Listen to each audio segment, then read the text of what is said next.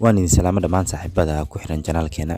aad ayaan idinkaga mahadcelinaynaa sida wanaagsan aad ula falgashaan una daawataan muuqaaladan bartaan soo dhigno. fadlan haddii ay tahay markii kugu horeysa channelkeena soo booqanayso subscribe inoo saar, haddii uu muuqaalku cajab gelin sidoo kale like inoo saar, wixii ra'yi ama fikir ah qabtane commentigaas noogu reeb. maanta waxaan rabaa inaan idinla wadaago 5 kamid ah ablaha Bollywoodka ama atrishadaha Bollywoodka kuwa iyagoo uur leh ama xaamilo ah aflaam sameeyay. haddaba waa kuwa 5taasi warbixin ka hadlaysa 5taas atrishad ayaan rabaa inaan idinla wadaago. soo dhawaada saaxiibayaal.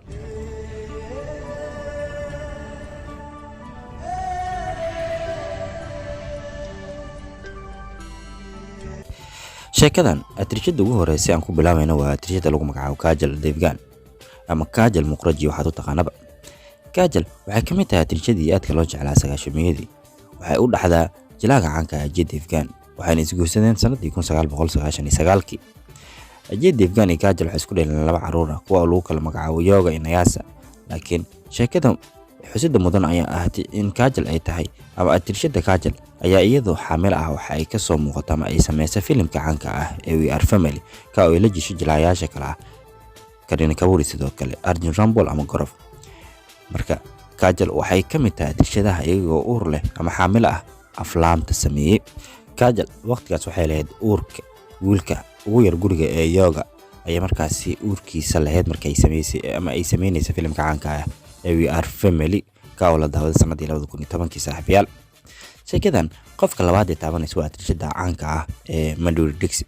Madhuri Dixit ayaa iyaduna kamid ah atrishadaha sameeyay aflaam iyagoo xaamil ah ama uur leh saaxiibayaal.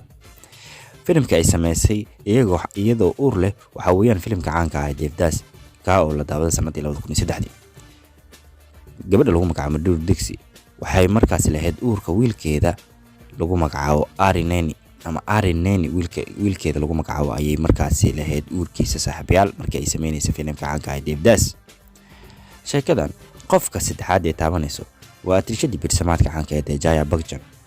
Jaya Bachchan waxa weeyaan gabadha u dhaxda ama xaaska Amitabh Bachchan sidoo kale waa hooyada dhashay ninka lagu magacaabo Abhishek Bachchan ama wiilka Caldera waxaad taqaanaba. Jaya Bachchan ayaa iyaduna kamid ah atrishadaha sameeyay aflaam iyagoo xaamil ah waxayna sameysay filimkii caanka ah Sholay iyadoo leh uurka wiilkeedii Abhishek Bachchan. yacni wiilka Abhishek Bachchan markii uurka caloosha ay ku sii daayay sameysay filimka Sholay, laakiin markaas iyadoo uurkeeda wuxuu ahaa 3 bilood ama 3 bilood ayay lahayd markii ay sameynaysa filimka caanka ah Sholay ama Sholay ka oo la daawaday sanadii 1975 saaxiibayaal. sheekadan qofka afraad ee taabanaysa waa atrishadii geeriyootay Sardeefi. Sardeefi waxay kamid tahay atrishadii aadka loo jeclaa 80meeyadii 90meeyadii. Sardeefi ayaa sameysay filim iyadoo uur leh ama iyadoo xaamil ah waxayna sameysay filimka caanka ah Judai ka oo la daawaday sanadii 1997. xilliga waxay lahayd uurka gabadheeda curta ah ee Janvi Kapoor. haddaba gabadha hadda Bollywoodka ka xamaalata ama kusoo biirta aflaamta waxayna filimkaasi Judai la sameysay atrishada caanka ah ee Urmila sidoo kale jilaaga caanka ah Anil Kapoor.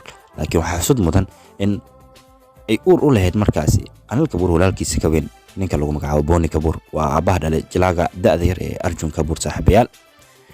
sheekadan qofka ugu dambeysay ee taabanayso ama qofka shanaad ee taabanayso waa gabadha caanka ah ee Juhi Jalwa. Juhi Jalwa ayaa kamid ah atrishadaha sameeyay aflaam iyagoo uur leh saaxiibayaal waxayna sameysay filim lagu magacaabo Jankar Petis. xilliga gabadha lagu magacaabo Juhi Jalwa waxay lahayd uur 7 bilood ah, yacni uur 7 bilood ayay lahayd waxayna markaasi caloosha ay ku siday wiilkeeda lagu magacaabo Jay Mehta. intaas ayaan kusoo gabagabeynaynaa saaxiibayaal xogta yareed ee aan kaga hadlaynay 5 kamid ah atrishadaha Bollywoodka caanka ah kuwa oo iyagoo xaamil ah aflaam sameeyay ama aflaam ka soo muuqda saaxiibayaal. fadlan haddii aad ka heshay muuqaalkeena like inoo saar, haddii aad channelka cusub tahana subscribe inoo saar si aad u hesho muuqaaladan iyo muuqaalo ka xiiso badan. waana mahadsantihiin saaxiibayaal.